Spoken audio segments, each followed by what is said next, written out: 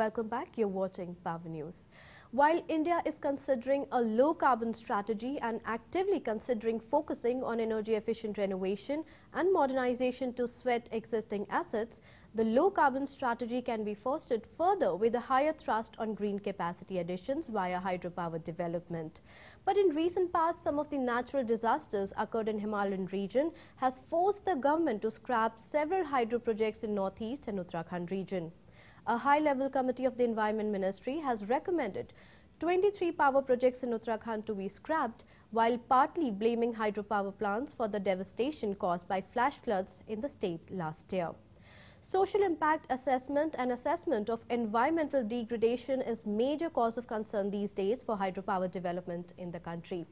To talk more on this subject, we have with us Mr. S.N. Verma, Managing Director, Uttarakhand Jal Vidyut Nigam.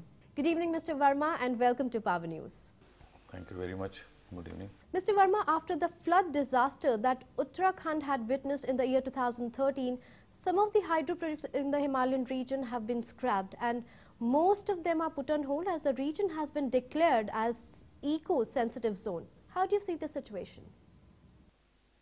You see, Uttarakhand is a hill state, and such devastations always occurs in the rainy season, cloud burst, then you get the pondage at the hill level, that also comes down. So these type of problems happens. But I must say that in that context, hydropower is not connected in the appropriate manner. The hydropower is basically what they are doing. They are doing the taming of the river. We are controlling that water in that region. So basically, once you control that river through dam or barrage, it depicts that in that region, if something, the flood is to come, that can be controlled. Tehri hydro, if the dam would have been not there, flooding situation in Hardwar and Rishikesh would have been fatal. So we have saved those two towns also by making such hydropower in the state. But environmentalists claims that natural disaster was basically aggravated by the hydropower projects in the region. It is something, a myth, or something which the environmentalists are always talking without analyzing this factor, that hydropower is important in the country for the development, for power, for taming the rivers, for flood control, for environment control, for water table to come up in that area. So it is always beneficial, I should say.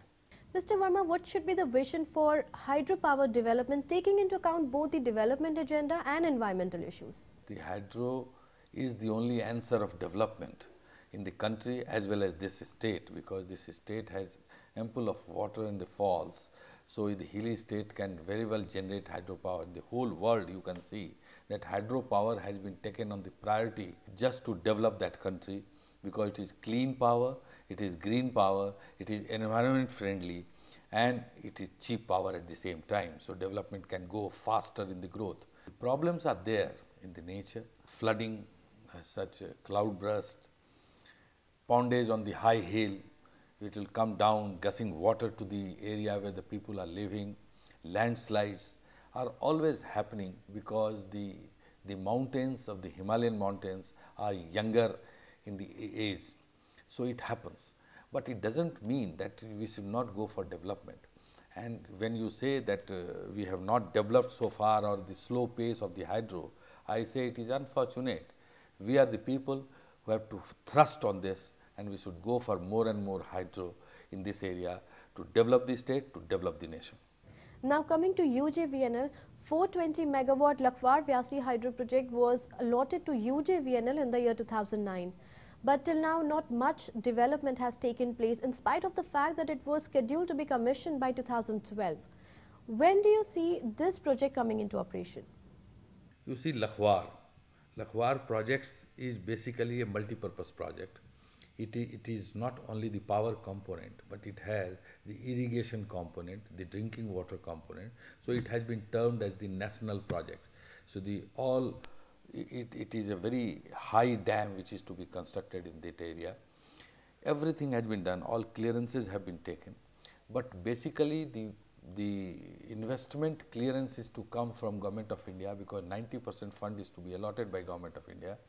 And last leg, it has come up to the Niti Aayog, where the clearance will come, and we are pursuing it. I believe very soon, within a month or two, we will be getting the clearance, and definitely the project will go in the high pace after that. What target have you kept for its commissioning? You see, today, any hydro project or such multi-purpose project takes, the gestation period has gone down from 6 years to now 3.5 years. We will take time of at least 4 years to commission this, because it has many other components also than power. So, right from today, you can count it to 4 years, the Lakwar will come. 660 megawatt Kishaw is a multi-purpose project in the region which will be jointly developed by Uttarakhand and Himachal Pradesh. When is the work of this project expected to start? You see, Kishaw is a big project. It is a 660 megawatt project, and it is basically, the project will be situated on the border of Uttarakhand and Himachal. Himachal, some of the area of Himachal is also submerged, will be submerged when the project will be made. Himachal is already a state which is power surplus. So, they have not that much of interest as the Uttarakhand has. Uttarakhand has more submerged area. The project lies within our land area. So, we are fighting for this, and now the initiative of the PMO, we had one meeting convened between the Himachal government and the Uttarakhand government at PMO, and the solution had been found out, what ratio of power they will take, what the other facilities which I will have to give to them, to Himachal Pradesh. And I believe we are on the verge of finalizing the items, and very soon Kishaw project will also, this is one of the priority for us to go for such project, because it will give us much and more power which is needed for the state. What target have you kept for hydro capacity addition in the state by 2020?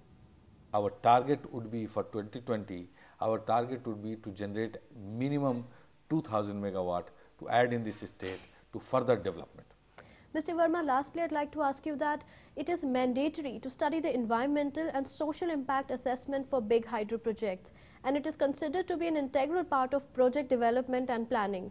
But those who oppose dam construction also claim that social and environmental impacts are mostly ignored by the developers. What would you like to say?